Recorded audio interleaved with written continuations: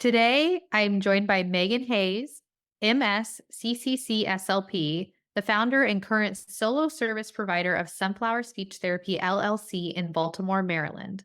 She has previously worked in private schools, public schools, and travel based settings. She decided to begin her own private practice in 2021 to provide more options for families in her community.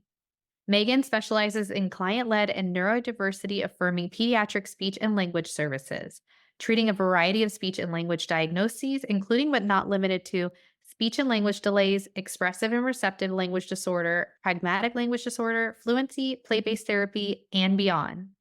Megan has recently teamed up with the Down Syndrome Association of Maryland to help create the Central Maryland Speech Therapy Program. The mission of this program is to provide affordable and accessible speech and language therapy services for the Down syndrome community and others with disabilities. Megan, thank you so much for coming on today. Of course. Thank you for having me. I'm really excited to get to connect not only with you, but with the rest of our community. So, did that cover everything, or is there anything else you'd like to add before we talk about running a private practice and providing community based services? I think you got it. It was great. Awesome. So, how does working in private practice differ from the other settings that you worked in? So there is quite a bit of a difference. I do have some experience working in travel-based speech private practice within the Baltimore area still, but a majority of my work has been in the school systems. I have worked in 3 different school systems in Maryland, all very, very different experiences, and one being during COVID. So, we were kind of put in the position of having to do teletherapy and especially coming in from where I came, we didn't even have teletherapy. It wasn't an option until COVID hit. So that was interesting. But going from the school systems to private practice is just, for lack of a better term, kind of a different world in my experience, at least. I know we all have our different opinions. So I just want to preface that this will be from my point of view. But for me, the main difference and the most important difference for me has been being able to connect with caregivers and families. I think that being a school based SLP, as we know, often means that we have very large caseloads. A lot of time is spent doing paperwork and being in meetings, and that direct contact with caregivers kind of sometimes has to be on the back burner just because we need to get all of these logistical things done first. And so there's not as much time to spend there. Whereas being in a private practice, and especially how I run my private practice, which is home based right now, I'm able to not only connect with caregivers, but be in their homes and be in their communities. So I can really see the child for who they are as a whole, not just in one environment, but in their most natural environment and with their most natural people around them. And also being able to provide direct modeling of what carryover can look like and how parents can generalize the skills that we work on. So for me, that has been the biggest difference, along with, as I mentioned, of course, the paperwork. There's a lot of paperwork when you're in the schools. Private practice, of course, there's still paperwork. We have to get that done, but it's definitely very different. And again, being my own private practice, I kind of, in so many ways, kind of call the shots as to how I want my notes to look. They don't have to be as specific as what the state mandates. So there's definitely lots of differences. There's pros and cons to both. But from my perspective, I've really enjoyed being in private practice. Oh, those were such great comparisons. And I think anybody would agree with you. So thank you for sharing your personal experience. Oh, thanks. So how are you able to get your services on a community based level? Sure. So I have had the amazing opportunity of partnering with the Down Syndrome Association of Maryland.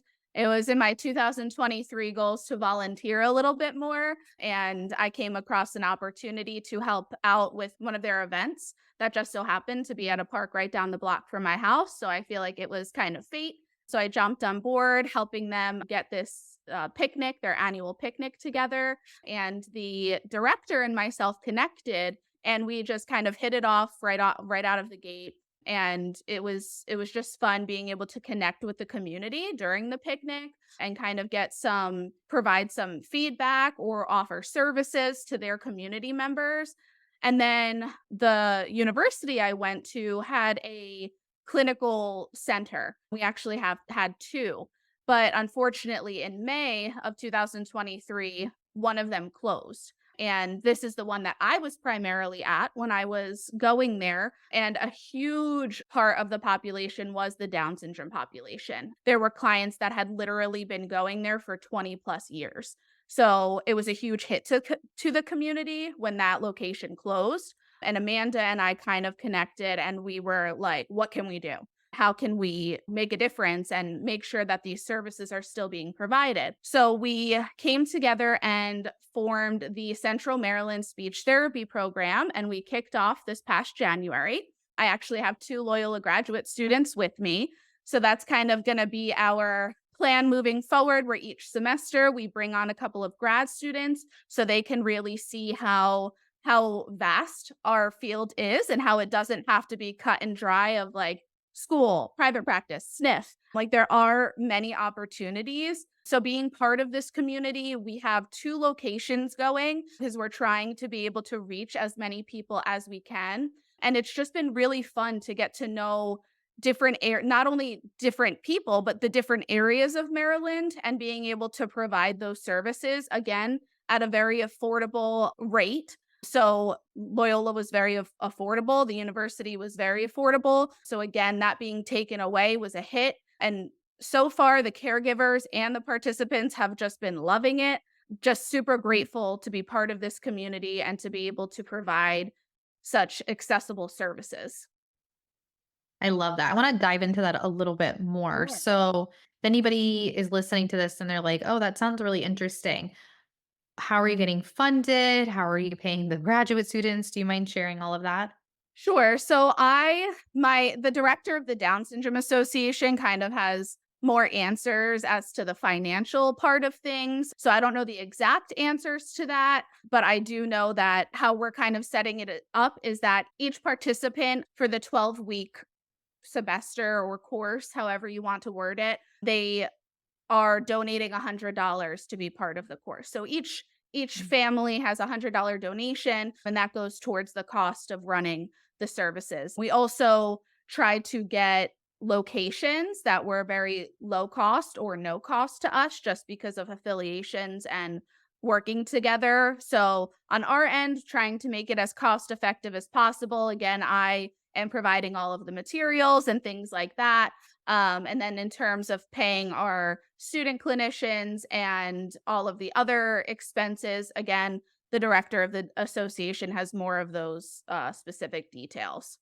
But they have funds, they're paying you guys. Yep, Okay. correct. So Correct. it's probably like a nonprofit organization Yes. where they're getting grants from the state and paying you through the grants. Exactly. They are nonprofit, and yes, exactly. So paying through grants and things like that. Again, as our program starts to develop more, we're hoping to get some more connections and things of that so we can really expand and make it really functional. What do you think of these like 12-week programs? So this is my first experience doing kind of semester long Yeah. programs. And so far it's been great. They're actually on spring break this week. So it just so happened that it was like a 6-week chunk, a little break, and then a 6-week chunk, which is always kind of nice to kind of regroup and then hit the ground running when they return. But again, we've had pretty great feedback. I know this summer we're really going to hunker down and work on like finding out all of the details for the fall semester. And I'm personally hoping that we can make this like a fall, spring, summer semester kind of thing and carry on similar, like the same clients. Of course, they're always welcome to come back. So kind of making it as flowing as possible is the ultimate goal. It's really awesome. I love like just the different ways that you're going about private practice that could inspire other SLPs. I would love to connect you with somebody like a friend of mine. She has a nonprofit organization and she provides racket sports to the autistic population, but they also get grants and they have therapists working for them. It just sounds like a similar type of setup. Yeah, that would be great. I'm really honestly loving being in this area again as a grad student. For those grad students that are listening, not knowing that these kinds of opportunities even exist. And I'm just absolutely loving it. It has been like nothing I ever expected. So that would be great to venture out even more and do more of this community based type private practice. Yeah. What element of this do you feel like makes it community? Is it that you're serving a particular community, or is it that are you providing the services in a group setting? So we have some individual and Okay. some groups. We have right now two larger groups of kind of the young adult population. We have right now our ages are from 2 and our oldest is 29. So we have a vast array of ages. And while this is primarily for the Down syndrome community, we are always welcoming of other diagnoses as well. And I think what makes it community based is just that it's a different approach. So clients don't have to go through insurance or they're not paying out of pocket weekly. And it's just being able to go to different locations and work with different socioeconomic standings and different diagnoses and different family dynamics and kind of just making it work and getting those experiences really to me is what makes it community based and hopefully kind of allowing our clients to then take what they learn in our sessions and go to their jobs, go back to school, even for our early intervention kiddos to kind of go out into their community and use the skills that they've been learning. So to me that's what makes it community based. Okay. Yeah. No, thanks for clarifying Yeah, that. What sure. do your sessions look like? They're so much fun. Again, we kind of go back to back to back. It's definitely been an experience for my graduate students. So they can kind of see how you go from working with a 2-year-old to working with a 11-year old, Mm. way different. Yeah. And so how we have it set up is we tried to group our clients based on age as best as we could, but for our individual ones, mostly right now we have it's like our early intervention ones that are individual or in groups of no more than 2, and that is very much play-based, client-led. So we're doing floor time with them and just working on their functional communication, working on their exposure to other individuals with or without Down syndrome, especially because a lot of our kids are quote unquote COVID babies. So getting more of that exposure outside of school, if they're even in school, has been great. And then with our young adult to adult population, we do lots of kind of functional language activities. So we'll be working on things like going out what does it look like to go to a coffee shop and order coffee or go to Chick-fil-A and order your favorite meal and also understanding some of the like social language rules and just kind of going over those routines. And while we're not going literally to like Chick-fil-A or other places, we're practicing and stimulating that within our sessions. We also have one older client who she actually runs Zumba classes. So part of our sessions, yeah, it's a lot of fun. Part of our sessions is at the end, we'll kind of do Zumba with her and the 3 of us. And we're encouraging her to use like a louder, more articulate voice just so she's better understood. And we've actually had a couple of opportunities to see her virtually, which is how she teaches Zumba. So that's been great practice just so she can really be explaining properly to her own clients as to what moves to do, when to do them. And so it's been fun to just practice that client-led therapy and do what works for each individual. I love that. That's so functional and fun, it sounds like. Lots of fun. What are the challenges you face in providing home-based services? Sure. So I think the biggest thing would probably be the amount of time I spend in my car. Goodness. It's a lot of driving. Also, the fact that my car is my storage space isn't necessarily the best, but we make it work. So I would say those two things are the biggest challenges, not being able to schedule as many clients because I have to account for traffic and all of those fun things are definitely my biggest challenges. However, I do feel that the positives outweigh those negatives, so to speak. And so it's worth it. And scheduling, while it is, as I mentioned when we talked about the difference between kind of being in the schools and being in private practice, scheduling can be nicer because it's more flexible. However, like I mentioned, being having to consider traffic and driving, it does make it a little bit more challenging. Also being able to narrow down where I'm going to travel and having to turn down some clients because they're just out of the radius as to which I go. So those have been, I would say, the biggest challenges as to providing those home-based services.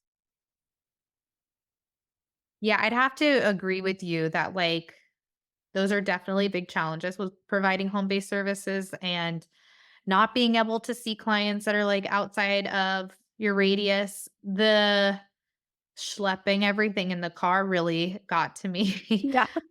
Yeah. Really badly. We actually have SLP Creative Con, our business related conference is coming up, and I invited niche entrepreneurial SLP to come on and talk about like finding an office, like what you should be looking for. Is it better to rent or buy?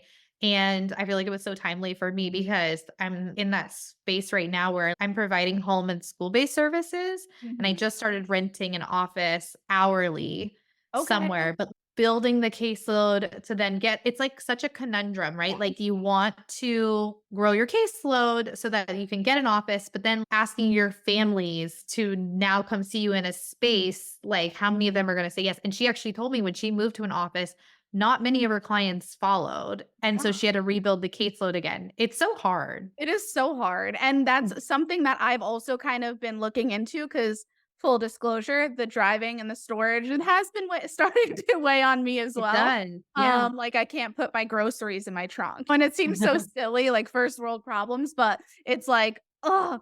But being in Baltimore, there are a lot of co-working spaces, so I'm kind of taking a look at those and seeing what my options are there, but that is one of my fears because I love my clients so much, and it's like, is it possible to do like part-time to kind of grandfather some clients in where I'm still seeing my home-based clients, but new clients are only going to be at the new space, and then it's a lot.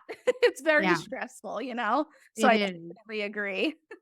Yeah, it's one of those things that you're like, "I'm just trying to provide therapy." Like, I don't like this business side of things. No, I agree. It's like that's why I wanted to start my private practice so I can really hone in on heavy it's about the therapy and it's about the functionality, and then you still have to think about the business portion, which I'm just like I want to help people, and I'm not so much of like a business person, but I'm slowly learning to become one and how to kind of balance the two. But it is a challenge. Yeah, for sure. So in what ways has the field changed since you graduated from graduate school back in 2017? I feel like there has been a huge shift, a very positive one, especially when it comes to the neurodiversity affirming kind of changes, especially having two graduate students now that are from my alma mater. Just listening to what they're sharing, I'm like, oh, thank goodness they're implementing things, you know? Like, for one, Gestalt language processing. What is that? Never heard of that until like maybe a year and a half ago. And I asked my students, have you heard of natural language acquisition? And they're like, "Oh yeah, we touch on that in class." And I'm like, "Oh." So just you can tell that the research is expanding and that it's shifting from being more of a compliance-based field to this client-led neurodiversity affirming field. And I think too, it's important to mention when it comes to the neurodiversity affirming practice that that doesn't just mean ADHD and autism. It means all different brains. So I think a lot of people kind of go to autism, ADHD when they think neurodiverse, but really it can be mental health issues, anxiety, depression, Down syndrome, learning abilities. That's all encompassing of what neurodiversity affirming is, and just accepting those brains for what they are and meeting our clients where they're at and what is functional for them. Just the fact that this is being taught now, at least in the grad school that I have experience with, is so amazing, and it makes me so happy to hear. So I feel like in that area, it's just progressed wildly within since 2017 when I graduated. Yeah, I love that. I'm so glad to hear that more grad programs are starting to talk about those areas. And I think it's such a good reminder that neurodiversity encompasses so much more than just ADHD and autism. Absolutely. Megan, this was fantastic. If people want to learn more from you or connect with you, where can they find you? So on Instagram, I'm Sunflower Speech Therapy. Totally, again, transparency. I have to get better. I feel like that is a challenge, actually, of private practice that I forgot to mention is like that feeling of needing to be on top of social media. Again, that business side of things that I'm slowly starting to get used to. But you can find me there at Sunflower Speech Therapy. I love connecting not only with clients there, but also with our SLP community. I learned so much from all of you. So, right there. And then www.sunflowerspeechmd.com. MD is in Maryland is my website. And you can find me there as well. Hopefully, I'm getting on TikTok soon, but I have to get the Instagram thing down first. It is hard. Maybe try TikTok and see if you like it better than Instagram and then just That's go that route. that's a good idea. Yeah. Awesome. Well, this has been great. Thank you so much, Megan, for sharing your journey with us. And I think it's going to be really inspirational for some of the listeners. Of course, I appreciate you so much for having me on here. It's been great getting to connect with you, and I hope that I was able to provide some spark within our community. Absolutely.